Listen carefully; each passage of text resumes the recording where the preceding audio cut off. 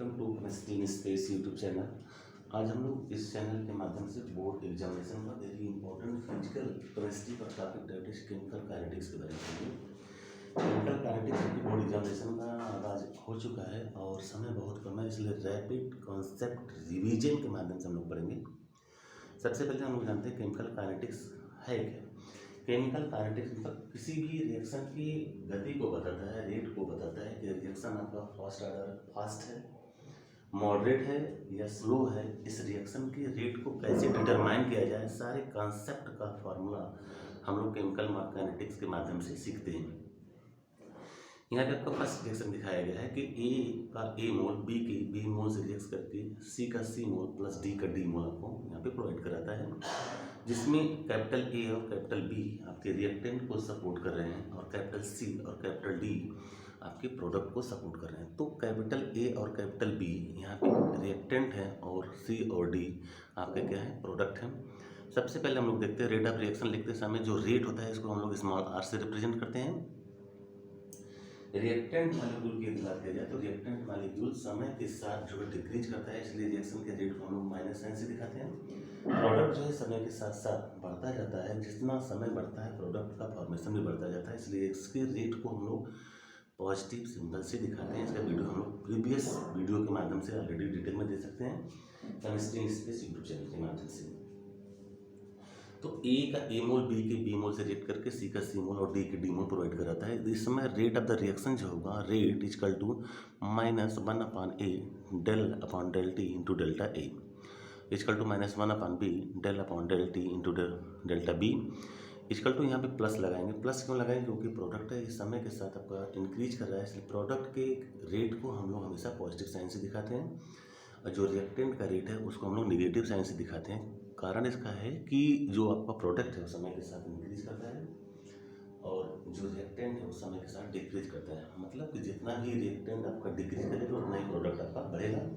तो समय के साथ रिएक्टेंट का डिक्रीज करना नेगेटिव साइन को शो करता है, समय के साथ प्रोडक्ट का इंक्रीज करना ये प्रोडक्ट साइड को दिखा रहा है। तो इसके रेट को हम लोग नेगेटिव और पॉजिटिव सिंबल से रिप्रेजेंट करते हैं। मतलब नेगेटिव साइन दिखाता है रिएक्टेंट मॉलिक्यूल को और पॉजिटिव साइन दिखाता है प्रोडक्ट के कंपोनेंट को। तो रेट इजकल टू हो जाएगा -1/a del upon del T into concentration of A is equal to -1/b del upon del T into concentration of b is equal to 1/c del upon del T into concentration of c, क्योंकि ये product है, is equal to 1/d del upon del T into product of concentration of d। तो इस तरह से reaction आपके already question में पूछे जाते हैं बोर्ड एग्जामिनेशन में। इस तरह से कोई भी रिएक्शन दे देगा और रिएक्शंस पहले जो रिएक्टेंट मॉलिक्यूल है या प्रोडक्ट है उसकी एक स्टोइचियोमेट्री होगी, मतलब किसी भी एक डिजिट से मल्टीप्लाई होगा और जिस भी डिजिट से मल्टीप्लाई होगा उसको हमको 1/, के साइन में रखना है। यदि फ्रैक्शनल है तो 1/5 हो जाएगा। जैसे 1/5 से मल्टीप्लाई किया तो 1/1/5 होगा, 4 से किया तो 1/, डायरेक्टली 4 हो जाएगा। तो इस तरह से किसी भी रिएक्शन के रेट का फार्मूला लिखने का एक आपका इम्पोर्टेंट वीडियो है, जिसके माध्यम से लगभग प्रीवियस ईयर में क्वेश्चन आपको ऑलरेडी पूछे जा रहे हैं। बात करते हैं हम लोग एवरेज रेट की बात करते हैं। एवरेज रेट मतलब रिएक्शन आपका प्रोसीड हो चुका है और एवरेज रेट में हम लोग देखते हैं कि जो हम लोग आर ए बी से इसको रिप्रेजेंट करते हैं। ए बी मतलब एवरेज हो गया, is equal to minus del upon del T into concentration of reactant is equal to del upon del T into concentration of product. ये किसी भी रिएक्शन के एवरेज को बताता है, रिएक्शन आपका कितने स्टेप में हो रहा है और हर स्टेप का क्या आपका एवरेज होगा। एवरेज रेट से इसको हम लोग रिप्रेजेंट करते हैं। थर्ड आपका है instantaneous rate. Very important. Instantaneous rate मतलब क्या होगा कि रिएक्शन के रेट को तत्काल बताइए, मतलब तात्क्षणिक बताइए, जिसको हम लोग हिंदी में बोलते हैं तत्काल बताइए। मतलब उसमें समय बहुत कम है, तुरंत रिएक्शन के रेट को आप डिटरमाइन कैसे करेंगे, तो इसको हम लोग देखते हैं आर इंस्टेंटेनियस। और आर इंस्टेंटेनियस इक्वल टू हो जाएगा limit delta T tending to 0, समय बहुत ही कम है, equal to minus del upon del T into concentration. मतलब कंसंट्रेशन में कितना चेंजिंग हो रहा है तत्काल समय पे, मतलब बहुत कम समय में कंसंट्रेशन में कितना चेंजिंग हो रही है, इसको हम लोग कहते हैं instantaneous rate equal to minus del upon del T into concentration of C. अब हम लोग आते हैं factor affecting the rate of the reaction.